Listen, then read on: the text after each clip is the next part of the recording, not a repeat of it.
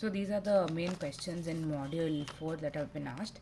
That is, explain backup architecture and restoring options, type of topologies, and business continuity terminologies in detail, fault tolerance, and then fault tolerance analysis, and then you have BC and its life cycle.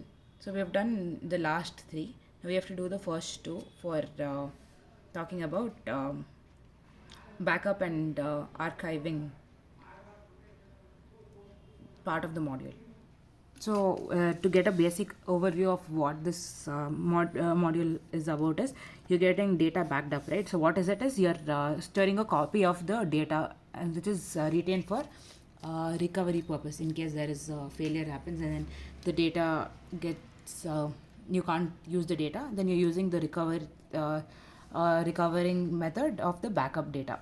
Then what you're doing here is this, what you're doing is you have large volumes of data that has to be kept in for a very long period of time, and then you have to regularly update it because if you have any other new data which is being added, so you have to update it. And then you have data archiving. What is this is that it is a process of moving data that is no longer used in primary storage to a low cost. It's like archiving your WhatsApp messages. That is, it will not be backed up. That what this reduces the amount of data that has to be backed up and the time required to back up. So if this won't come under your immediate first requirement for backing up of data, because you know that you won't be using it for a very long period of time. That's why you archive the data. So you're moving it from the primary storage to secondary storage, which is of low cost. So one of the questions is backup architecture and restoring options. So this is the answer for it. Backup architecture is it's a first you will see the diagram and then we'll explain the thing. So first you have backup architecture. You have a storage node.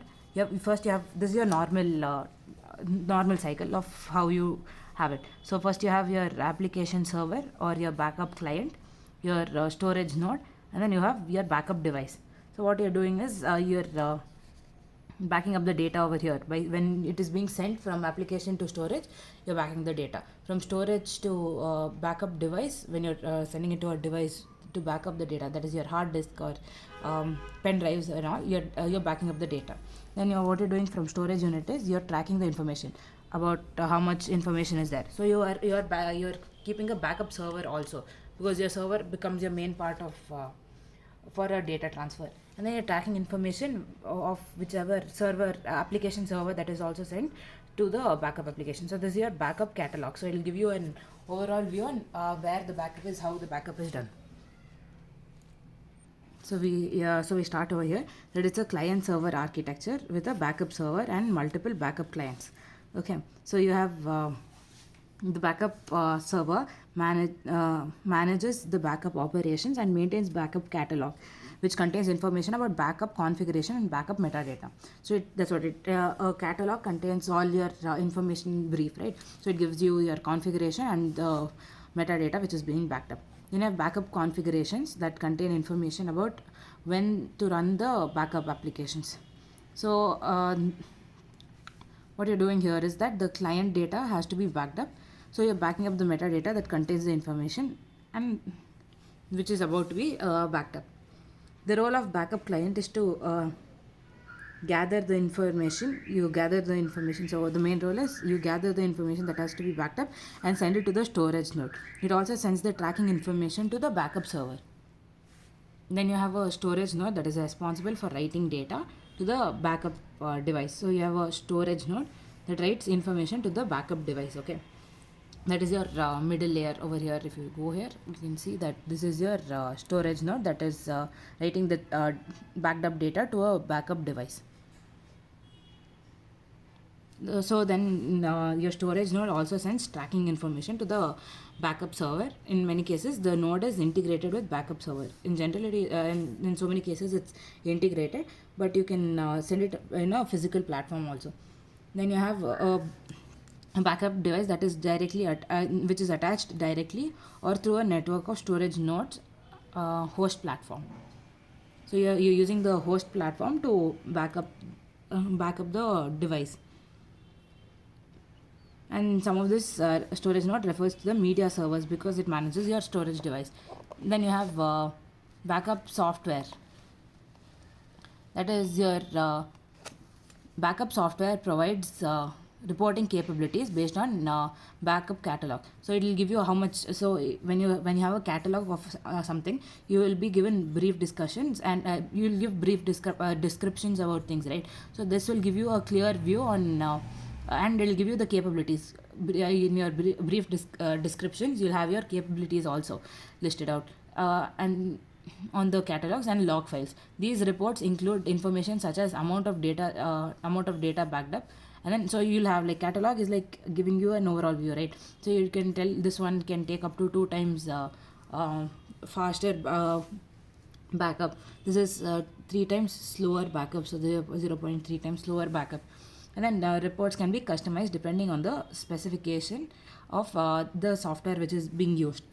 You have to understand this diagram and then write it. So you have an application server which is used as backup client. Then you have a storage node, and you have a backup device, and then you have backup server, which backup servers hold a backup catalog. Okay, that is your brief descriptions. So your applications, your backup client gives tracking information to the backup server. Your storage node gives tracking information to the backup server, and then your backup data is sent to the backup device from both backup client as well as storage nodes. So we have backup and restoration options as part of the question under backup architecture. The basic thing you need to know here is that the backup operation is initiated and significant network communication takes place. Okay, so what happens here is it's generally initiated by the server, but it can also be initiated by the client. And backup is done based on scheduled times. So in module 4 part 2, that is our backup and archive, we have 2 questions that is important. These are the questions from DIE questions. So the first one, that is backup architecture with backup and restore operations. Backup architecture I've just explained, and backup and restore operations I'll explain here. So what you're doing here is, first one you're taking this is your backup server, storage node, backup device, and then backup clients. Okay, so what you have to do is you have to initiate scheduling. You have to schedule, like say in WhatsApp you have this backup time as 2 o'clock, right? When all your backup gets initiated if you're connected to the Wi-Fi. So that is what happens over here. You're initiating at 1. That is your backup server initiates it. Okay, then it now what happens is it retrieves backup related information from the catalog. It'll get its catalog which is already present. So all your previous data which it has, it'll bring it up. Then it'll send because this thing has to, the existing one, that is your old one, has to be replaced. Old catalog has to be replaced, so that's why it'll bring up the old one. And then you have 3A action taking place. That is, it instructs the storage node to load the backup data. Okay, so it'll ask the storage node for data, and then it'll also ask the backup client for data that it has to it instructs backup client to send the data, or it's asking for data to be sent. So what your backup client does is, after getting the instruction, it sends it to the storage node. This storage node, it sends it to the sends data to the backup device. So now you have your new data which has to be backed up, right? So you update it in the backup device, and then you're sending your new catalog. So whatever sixth one is that it sends metadata and media information to the backup server. So whatever your new data is, which is got from here and which is generated over here in the storage node, gets sent to your backup server. So in the end, that is your 7th step is your backup server updates the backup catalog. So this old catalog gets deleted, and then your new catalog gets formed. So this is your backup operation. This is what you have to write for the theory. You have to explain all this in whatever you wrote from 1 to 7. That is 1, 2, 3A, 3B, and 4 and 5. 4, 5, 6, 7. That has to be explained in points. You write this, they'll give you marks. And then you need to write it that scheduling is initiated by the backup server at a given time. So that is what you have to write for backup operation. Now we'll do restore operation. restore operation diagram is also similar. You have a backup server, you have a storage node, you have a backup device, and then you have backup clients over here. So, but what happens here is the previous case, it is initiated by backup servers. Now, what you're doing is your client requests data. Now, your client knows that your application servers knows that your data has failed. Now, you need to restore the data. So, what you're doing is your backup client request the backup servers for the data. So they already have these catalogs, right? So that's why they're asking the backup servers for data. What your second thing is, it brings up the catalog to identify what type of data it wants, because catalog means it's not just one data, it has many data collections. So it has to see which data needs to be gotten, and then whichever data is lost and has to be restored by the client, so it'll get the data. Okay, it'll show in the catalog, and then it'll instruct the storage node to load the backup media. Okay, so whatever data is asked for, it'll ask the storage node to load it. So your storage node always saves it in backup devices, right? All your device has a copy of everything. So what you're doing is so in fourth one, your data is read and sent. So you read the data and then you send it to the backup. So you send it to the backup client. That's why you have your backup device. So you send it to the storage node. You are sending it to the client through your storage node. So here you have you're sending it to the client. You have 4 over here also, 4 over here also. You can send it directly to the backup client, and then you update the catalog. So once the data is requested, it is sent directly from backup device to the client. But you need to update your catalog, right? Now you have your old data, whichever has been replaced, you need to fill it in by the new data which is present. So what you're doing is you're sending the fifth one. You're sending a copy to the backup server that updates the catalog. So that is all for your backup and restore operations. Then you have this last question for this module, that is backup topologies. Okay, so you have direct attached backup, LAN based backup, and then SAN based backup. So what are this?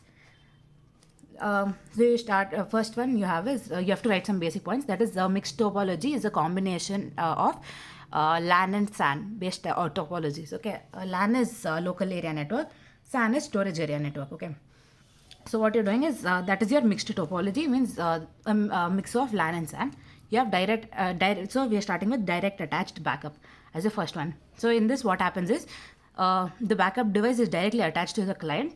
Only the metadata is sent to the backup server through the LAN, and the configuration frees up LAN from backup traffic. So what you're doing is you're directly attaching, right? So you're sending. You see the diagram and learn. Okay. So what happens is your backup server. You have your application storage node or backup client. Okay, and then you have a backup device. So your backup device is directly connected to the client. Okay, so only the metadata is sent. That is, you have a overall view, right, of your you don't have to send the whole data, you just send the metadata to the backup server using LAN. So that is what they've taken an example over here and explained. They've taken an example over here and explained using the dedicated backup. So what you're doing is your environment grows and needs a centralized management for backup devices to share the resources and optimize cost.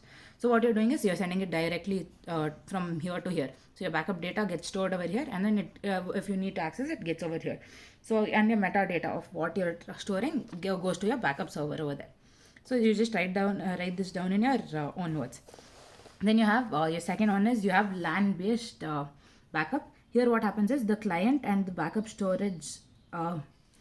Here the client backups, the backup server and the storage node and the backup devices all are connected to the LAN. Okay, so everything goes from the LAN, and the data is to be backed up is transferred from your backup client, that is your source, and then your backup device to your destination. So source to destination it is stored. Okay, and then over a LAN, which may affect the network performance. Okay, so if everything you're sharing through your LAN, then your network performance may vary. That is what they're telling. And then the impact can be minimized by adopting a number of measures, such as configuring separate networks. So if you're doing everything, installing, backing up your normal data usage, everything happens to your LAN, then your network speed may vary, right? So what you're doing here is you're installing dedicated servers, dedicated LAN networks for using this for only backup and installing dedicated storage nodes for some applications. So this is your diagram. You have a LAN in the middle, and then you have storage node, backup device, backup server, and backup client. Okay, so application server. So you have you're sending the backup data over here. So what happens is, from application, you're sending it directly to your backup devices through your storage node, and this happens through LAN. And then you're sending another meta copy, you're sending metadata to the backup server. So what happens here everywhere is, your metadata gets sent to your backup server. It always goes from client to your backup server. And then now when you have to back up the data, what you're doing is, you're just sending it through a storage node. It generally happens between client and backup device. In between, you can have a storage node.